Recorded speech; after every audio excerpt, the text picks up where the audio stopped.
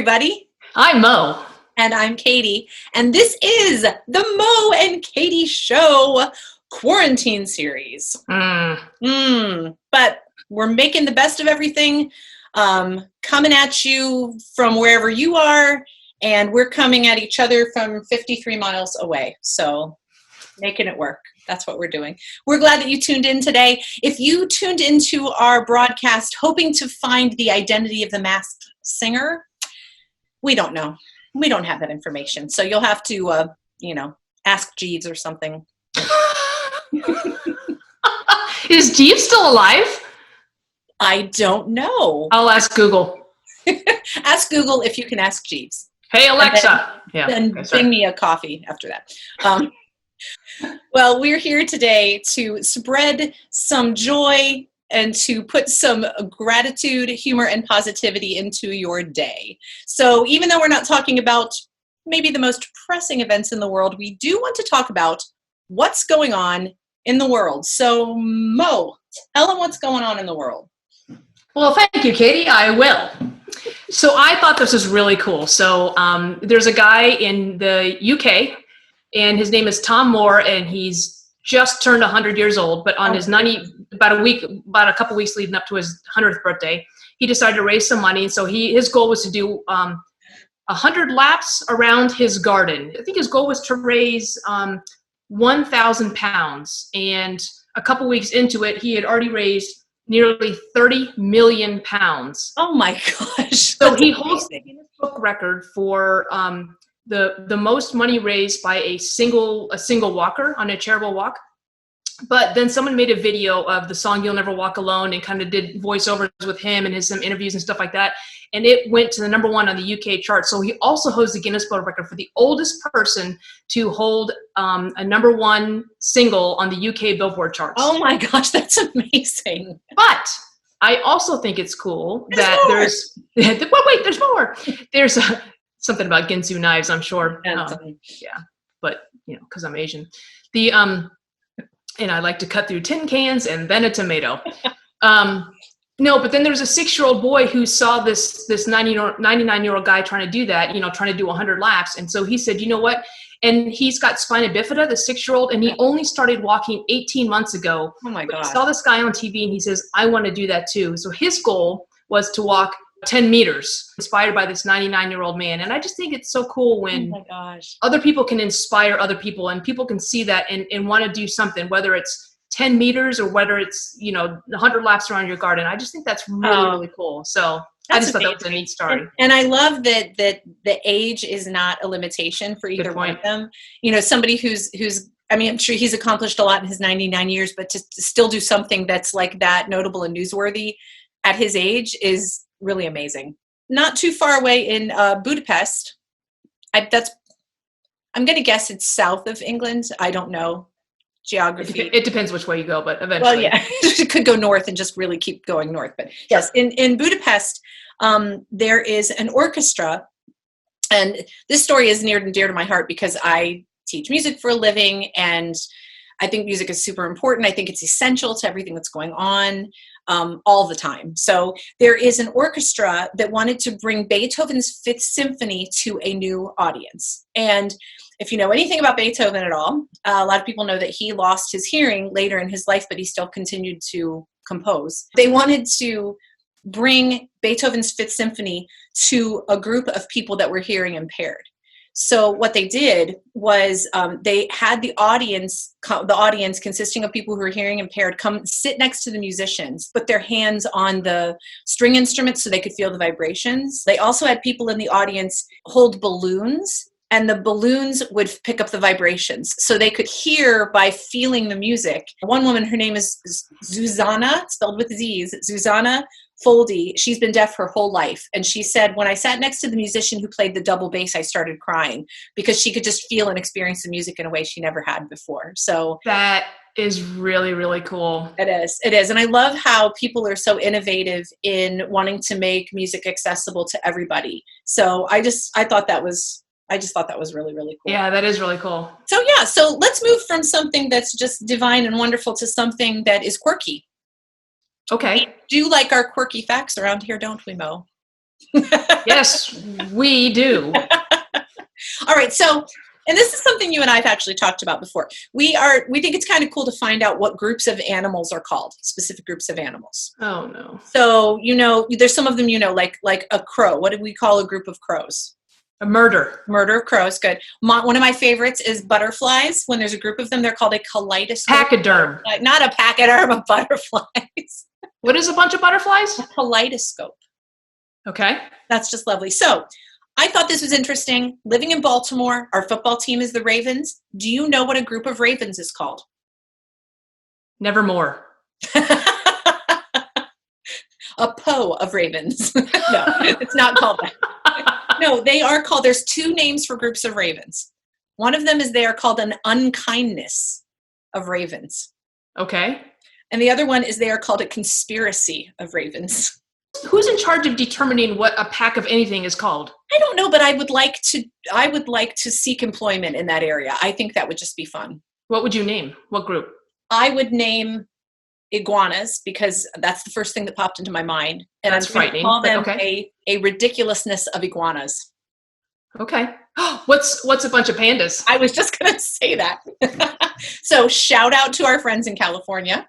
They have an improv group and they are called an embarrassment of pandas because that's right. Kimberly Weil and Mark Sylvester and the other pandas. Was there any more ridiculousness from your side? I will just see what happens. Yeah, no, yeah. So you mentioned the music bit of it. So this is a nice transition because today is May 1st, and you played an instrument in band, right? In high school, growing up. I did. What did you play? The trumpet? I did not play the trumpet. What did you play? Well, I mainly play the flute. Okay, well, it's the same thing, right? I mean, is that technically a woodwind instrument? A flute is a woodwind, yes. Now, in the marching band, we're like, was it kind of like Crips and Bloods or West Side Story, where there's, I'm not done, ridiculousness, be honest. Like, did you feel like there was a little bit of a rivalry between the woodwinds and, let's say, the brass instruments? Maybe a little bit. So when you say a little bit, you're being nice. So you generally showed a lack of respect for the brass players. Is that a fair way to summarize it? Yes, I tried. And fun fact, I actually marched a tuba for 2 years as well. So I marched tuba 8th and 9th grade, and I marched piccolo 10th and 11th grade. So I did you play the tuba or just carry it? I did. I didn't play it well. And to be honest with you, well, I don't think anybody can. It's a tuba. So well, it's technically a sousaphone. It's the one that goes like up over your shoulder and up here.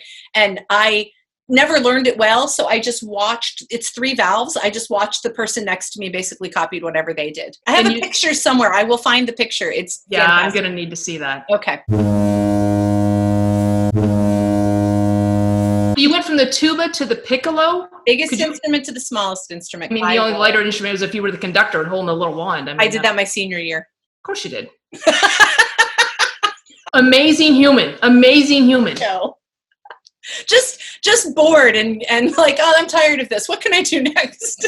See, the difference is when I'm bored, I'm like, I'm going to take a nap, not I'm going to play the tuba, or I'm going to be the conductor, or I'll pick up the piccolo. May 1st is International Tuba Day.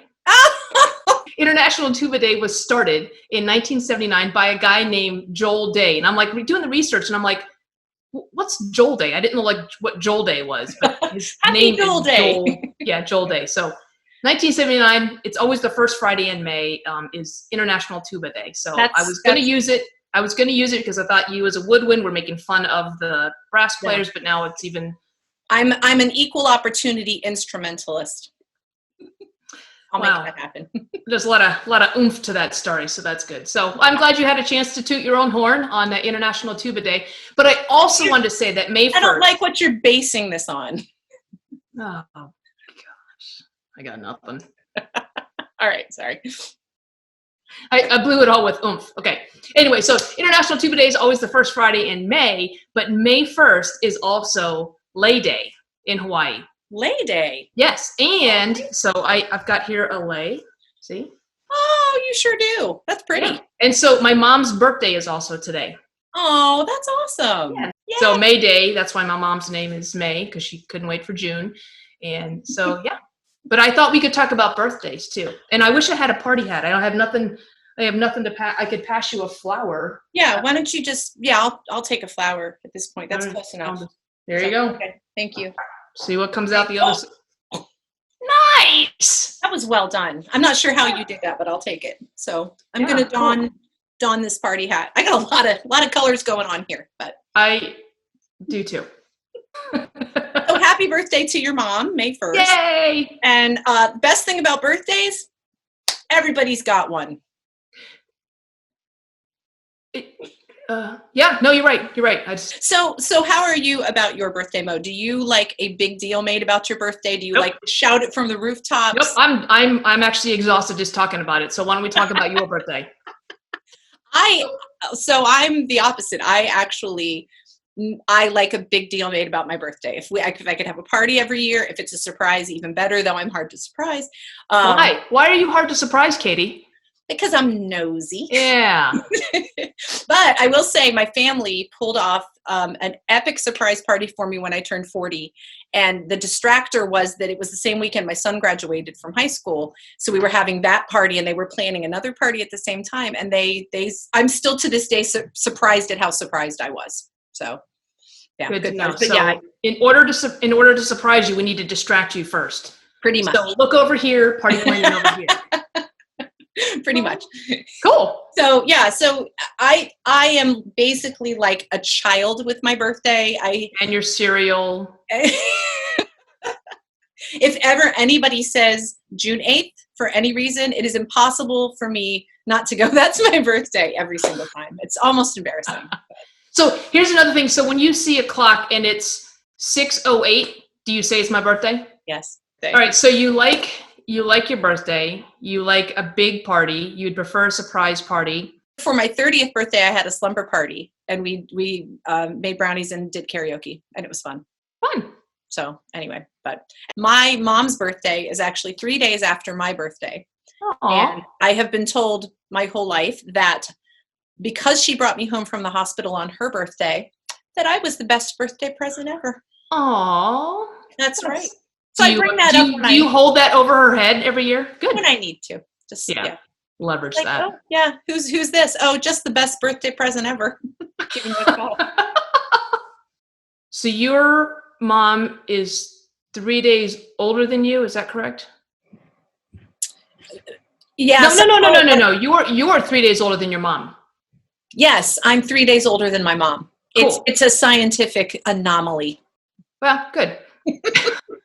So in my family, this is, I don't know if it's cool or if it's unusual or not, but my dad and my brother have the same birthday, but they, different years, but my dad and my brother have the same birthday.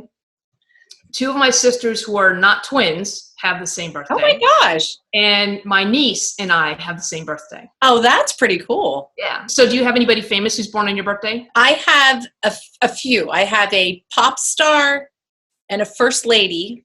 Oh, well, I think the biggest celebrity we can all agree on is Frank Lloyd Wright is also born on June 8th. Frank Lloyd Wright is my birthday buddy. Okay, so who else is born on your birthday? First Lady Barbara Bush. Okay. And Kanye. How about you? Who's your birthday besides your niece, who is a celebrity, of course? But who else? No, just my niece is probably the most popular celebrity that's born on my birthday. That's true. You do have a presidential birthday buddy, though, don't you? Yeah. Who's that? The president? He's the head. He's the commander-in-chief of the free world. Which one? The U.S. Not what I meant. Which president? Currently? Which president? With which president do you share a birthday? Oh, Teddy Roosevelt. No, thank you. That took way too long for you. I know. Was it so difficult for you? I mean, good Lord, asking leading questions. All right. Well, on that note, I'm going to take off my party hat. Okay. Well, I will. But wishing a happy birthday to all of you out there on your that would have been fun. On your respective birthdays. Only if you have one. Happy birthday. Only if you have a birthday. Yes, if you don't have one, you may not partake in this celebration. Yeah, no cake for you. So it's time for our speed round. Yes, I like today's speed round, if it's the one I think it is. Well, what do you think it is? Well, would you rather tell me or would you rather me guess? There it is. Today's speed round is would you rather? Would you rather have 3 feet or 3 hands? 3 hands. Well, no, I don't want to know. Then I could play piano duets with myself. Oh, that'd be it. Every piano teacher's dream. 3 hands. Bring it on. Why did I start with that one? Would you rather lose your sense of taste or your sense of smell? Probably smell. Really? Yeah, I like food. It didn't say you're not going to stop eating. It just says... I like to enjoy food. Okay. Would you rather wrestle a bear or an alligator? Neither. Okay. Would you rather wrestle a bear or an alligator? Oh, I don't know. They're both ferocious. I guess a bear, I guess. Would you rather only be able to speak in rhyme or only speak in alliteration?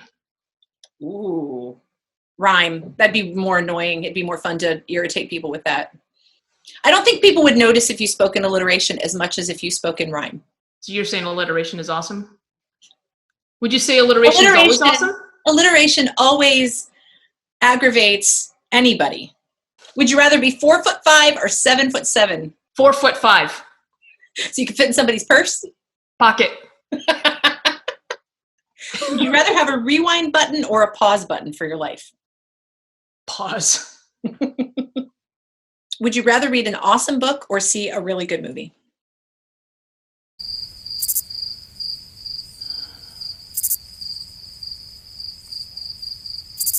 Wow. I'm just going to say movie. Okay. Would you rather forget who you are every time it rains or never be able to remember why you walked into a room? Well, I feel like I already do the second one. So I'm just going to keep that one. Then I'm used to it. Okay.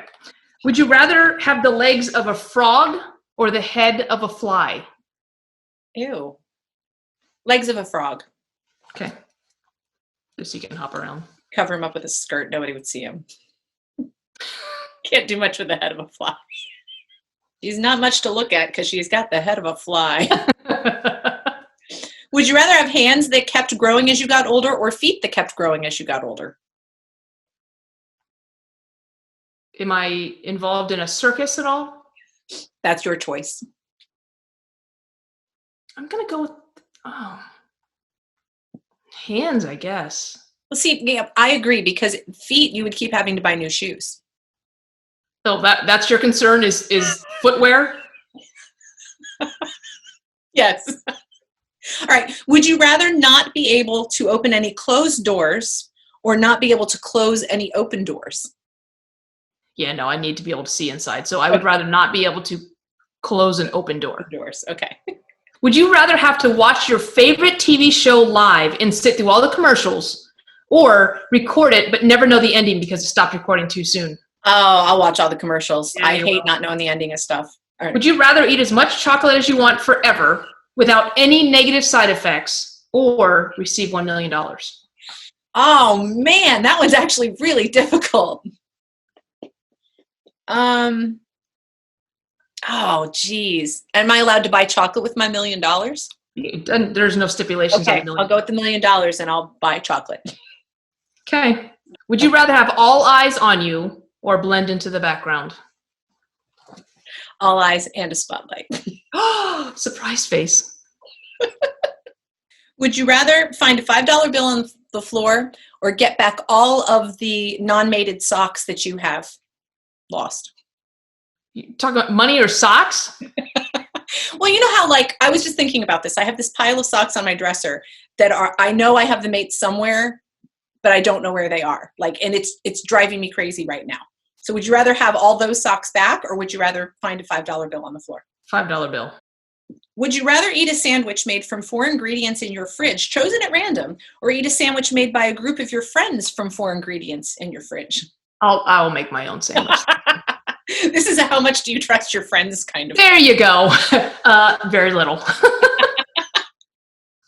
Well, thank you for tuning in to the Mo and Katy show today. We are glad that you joined us in our random ridiculousness, our randiculousness. I know we sure had fun, so I hope that you did too, either with us or at our expense. we really don't mind either way. But something that we value here, we value gratitude. So I just want to share a quote today that has to do with gratitude. And this is a quote by Robert Brault. Enjoy the little things, for one day you may look back and realize they were the big things. I love it. Yeah, I really Did you always say that the little things are the big things? The little things are the big things. The things Cool. that mean the most are the smallest gestures sometimes. So thank you for joining us today. Yeah. Be thankful, keep laughing, and stay positive. We'll see you next time. Bye. Bye.